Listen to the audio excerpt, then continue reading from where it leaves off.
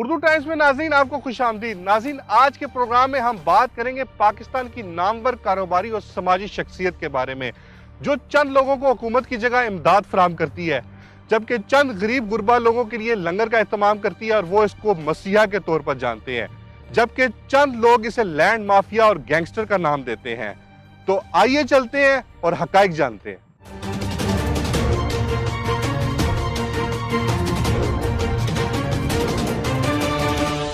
नाज़रीन, आज के प्रोग्राम में हम आपको पाकिस्तान की रियल एस्टेट सेक्टर की नामवर कारोबारी और समाजी शख्सियत मलिक रियाज हुसैन, उनके बेटे अली रियाज मलिक और भांजा खालिद अली साहब के फ्रॉड के बारे में बताएंगे। मलिक रियाज हुसैन, जो गालबन 6 के करीब बैरिया टाउन के नाम से हाउसिंग प्रोजेक्ट एक बेहतरीन सहूलियाती जिंदगी फराहम करने की इवज में चला रहे हैं। अगर फलाई कामों की बात हो तो वो काफी पेश और सरगर्म दिखाई देते हैं। हत्ता कि किसी जगह अगर हुकूमत इमदाद फराहम ना कर सके, वो जाती हैसियत से कदम बढ़ाकर हुकूमत की मदद फराहम करते दिखाई देते हैं। बैरिया टाउन दस्तरखान के नाम से उनके लंगर खाने पाकिस्तान भर में मशहूर हैं। आज के प्रोग्राम में हम आपको एक हैरत अंगेज फ्रॉड के बारे में बताएंगे जो उनके भांजे खालिद अली साक ने नर्सरी के मालिक मोहम्मद नसीम अवान के साथ किया, जिसने मलिक रियाज हुसैन साहब का सूए असल रोड लाहौर में वाक़ 20 एकड़ पर मुश्तमिल फार्म हाउस का काम, लैंडस्केपिंग, अनवाउ अक़साम के पौधे और जमीन की ताज़ीन और आराइश की मद में किया। काम से कबल मोहम्मद नसीम अवान को बाउंस चेक मिलने के साथ चंद रकम मिली और काम मुकम्मल होने के बाद बकाया रकम पर मुकम्मल लारे मिले।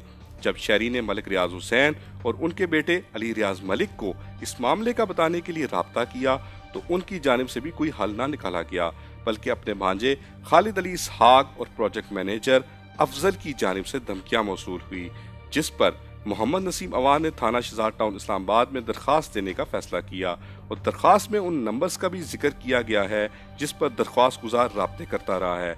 इस हवाले से मुतासर शहरी का क्या कहना है, आपको आइए सुनवाते हैं।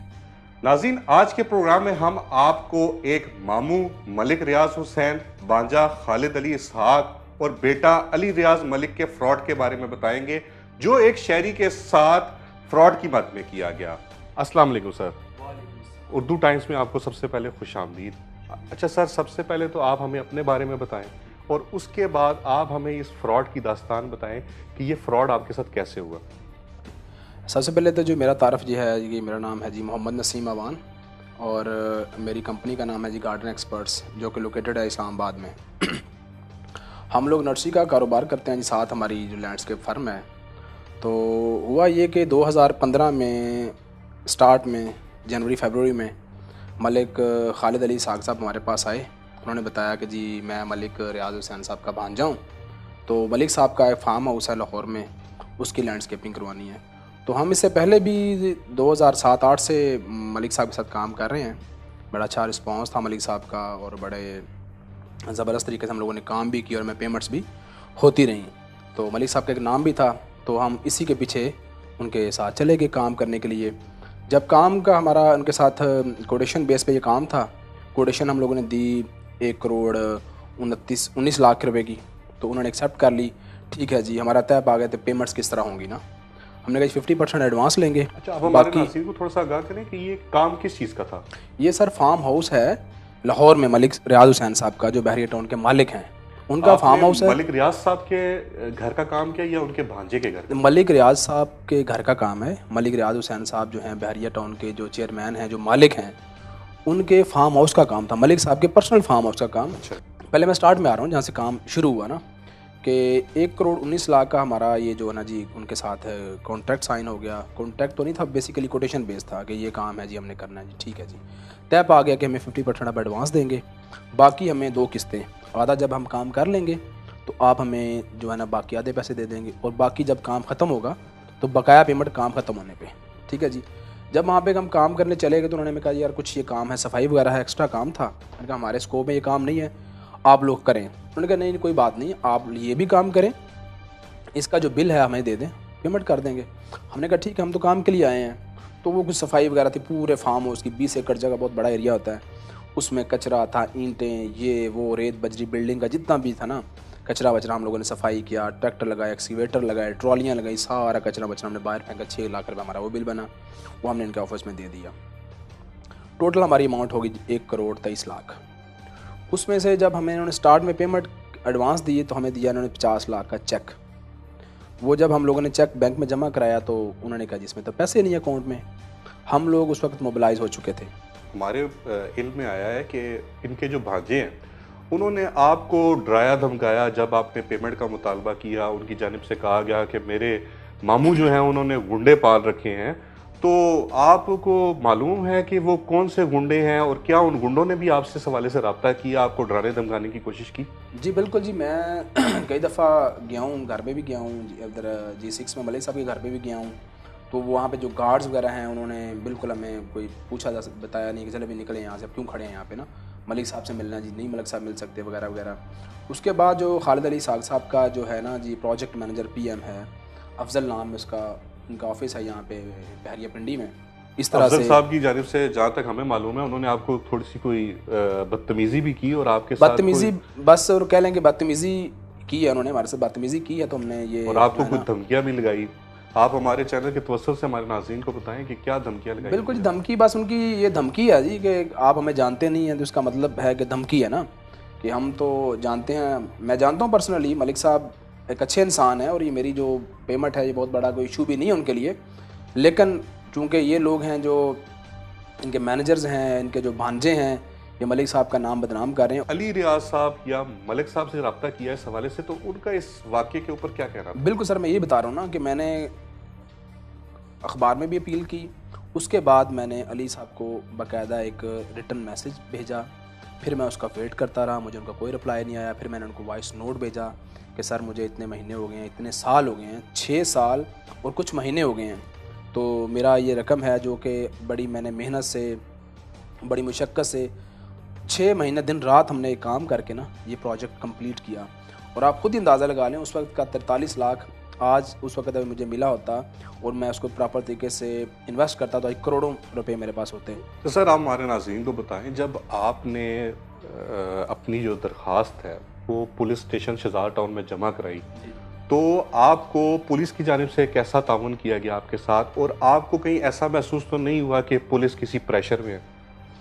पुलिस को जो मैंने जी दरख्वास्त जब दी है, उन्होंने मेरी दरख्वास्त तो कबूल कर ली है, मुझे उन्होंने बाकायदा वो दरख्वास्त रिसीव करके उसके ऊपर जो डायरी नंबर लगता है वो लगा के दे दिया है, बट अभी तक कोई रिस्पांस मुझे पुलिस की तरफ से कितना अर्सा हो नहीं गया मिला। आपको दरख्वास्त जमा कराई? दरख्वास्त जमा कराए मुझे आज 5-6 दिन हो गए हैं जी। और अभी तक FIR नहीं हुई? अभी तक FIR नहीं हुई। पुलिस ने यानी कि आपके साथ अगर हम कहें तो ताउन नहीं किया जिस तरह करना चाहिए था? कह सकते हैं आप जिस तरह करना चाहिए था। हमारे चैनल के तवज्जुह से आप IG इस्लामाबाद, वज़ीर आज़म पाकिस्तान, सदर पाकिस्तान और चीफ जस्टिस ऑफ पाकिस्तान को क्या पैगाम देना चाहेंगे इस सारे वाक़े के? मेरा तो जी कोई पैगाम नहीं है, मेरी सिर्फ दरख्वास्त है जी सब लोगों से।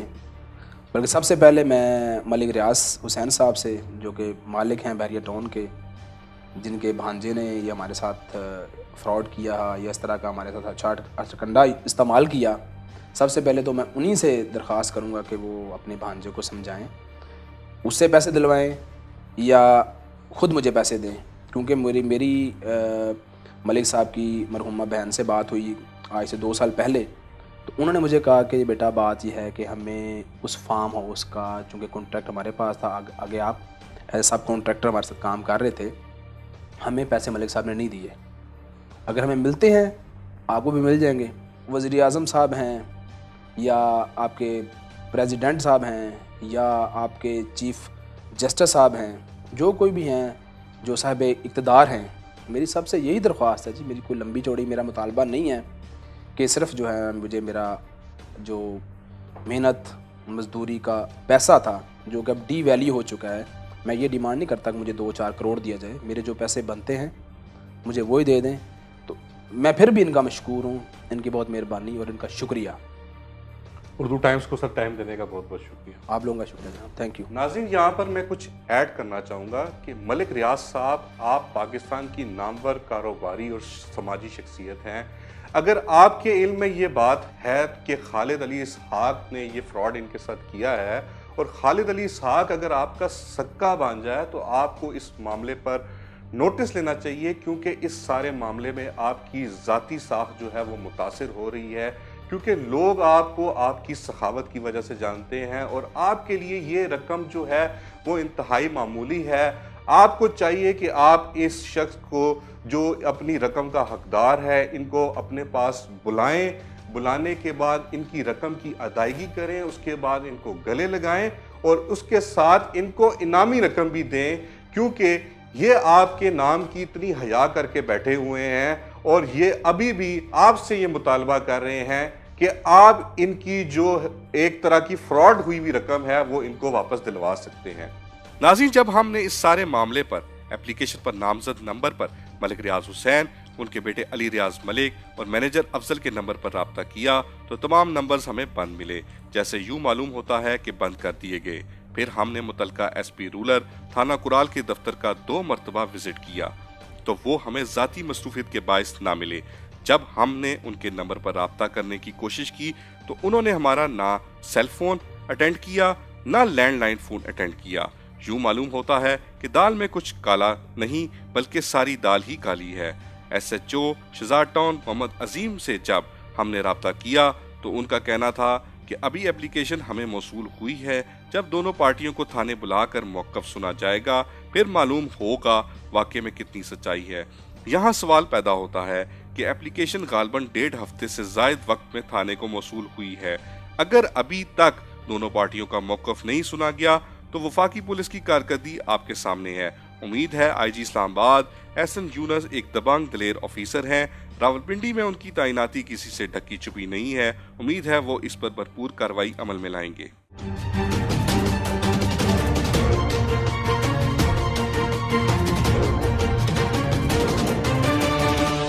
नाज़रीन, सादा लोग शहरियों की रकम अमूमन नौसरबाज, ठग और फ्रॉडिये हड़प जाते हैं।